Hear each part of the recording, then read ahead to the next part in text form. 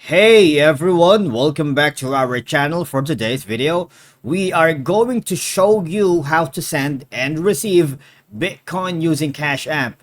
It's a super user-friendly way to get started with cryptocurrency. But before we dive into all of it, make sure you hit the subscribe button below and ring the notification bell so you never miss out on our latest content.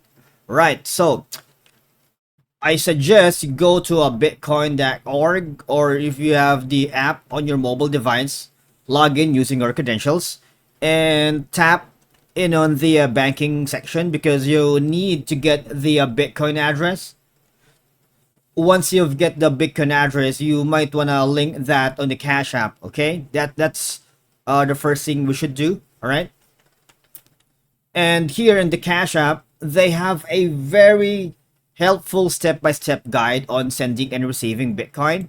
All right, so let's follow along.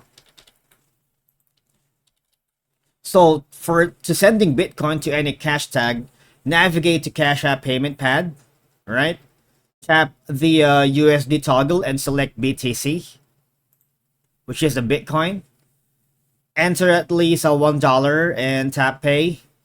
Now find your recipient's dollar cash tag, the current phone number or email address, and then tap pay. This is also called a peer-to-peer or P2P transaction. Now you can also send Bitcoin using Lightning or the blockchain. In order for us to do that, tap the Money tab on your Cash App home screen, okay, and then tap the Bitcoin tile, tap the airplane button, choose send Bitcoin and enter the amount and the recipient's dollar cash tag or BTC address, all right? And then tap next, select a speed, tap confirm and send. Also take note that you can also receive Bitcoin from any wallet using the blockchain. So the minimum amount per transaction to cash tag is this one, all right?